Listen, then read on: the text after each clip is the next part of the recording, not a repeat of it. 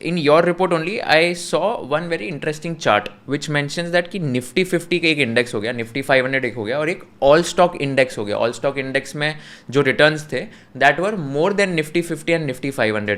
तो can you just explain in simple terms कि all stock index होता क्या है and how the returns of that index were more than Nifty 50 और may be Nifty 500?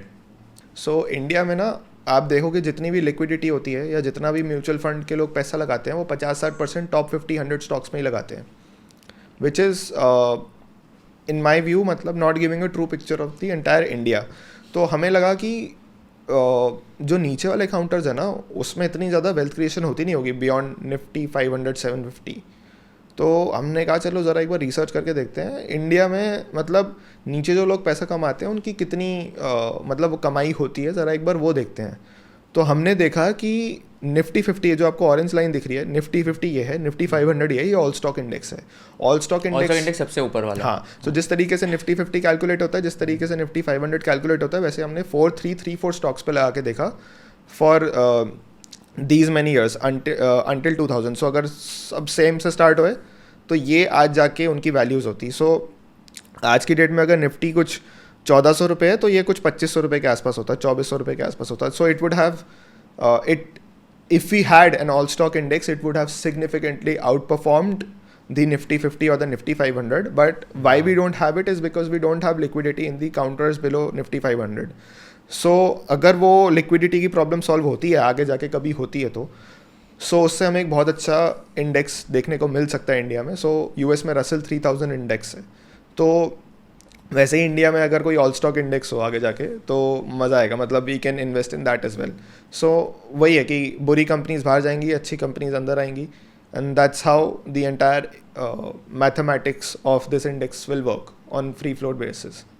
तो इसमें क्या रसल 3000 क्या exactly? Russell 3000 is an index of 3000 stocks in the US. और हमारे यहाँ 50 स्टॉक्स है, निफ्टी 50 इंडेक्स बोलते हैं, निफ्टी 100 बोले तो 100 है, निफ्टी 500 है तो 500 है. All stock index total market index है तो 750 स्टॉक्स है. एंड इसमें ये जो ऑल स्टॉक इंडेक्स है तो यू आर सेइंग ये इंडेक्स में यू हैव इनकॉर्पोरेट 4300 स्टॉक्स का पूरा 4334. अच्छा, ओके. एंड अभी आई थिंक कुछ कितने 7000 कुछ लिस्टेड स्टॉक्स है right in the Indian stock market? हाँ, close to 6000 7000 somewhere around that. Got it, fair. So you are saying कि अगर किसी ने 2000 में अगर ऐसा कुछ ऑल स्टॉक इंडेक्स होता लाइक 4300 स्टॉक्स में इन्वेस्ट किया होता like in proportion of their market cap, तो that would have been much better as compare to investing in Nifty 50 और Nifty 500. Free float adjusted market cap. Yes. Wow, that's lovely. Cool. I think होना चाहिए ऐसा कोई all stock index then. और कोई ऐसा mutual fund भी नहीं है जो ऐसे ऑल स्टॉक्स पॉसिबल नहीं है आज की डेट में क्रिएट करना. सो मैं आपको एग्जांपल बताता हूँ. आज की डेट में कोई इंडिविजुअल इन्वेस्टर ही अगर किसी से 1000 करोड़ मार्केट कैप की कंपनी में 50 लाख भी एक साथ डाल देता है ना, उसका सर्किट हिट हो जाता है.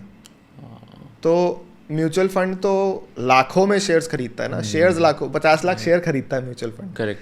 जिसकी कीमत 50 करोड़ रुपए हो सकती है. तो वो उतना बेचने को खरीदने को माल नहीं होगा, तो वो डेली सर्किट मारता जाएगा. सो प्रैक्टिकल नहीं है अभी इंडिया में, वो पॉसिबल ही नहीं है. So we need broader based indices. अभी 750 है तो कोई 1000 का आएगा, 1000 होगा तो 1500 का आएगा. Eventually we will evolve and have a Russell 3000 like index also. Got it. If you learned something new from this video, do share it with your friends and subscribe to this channel so that we can bring you the best content possible. Also, if you want to watch this entire episode, click on the link in the description box and you can go to Kushal Lodha YouTube channel and watch the entire podcast episode. Thank you so much for watching this and have an amazing day.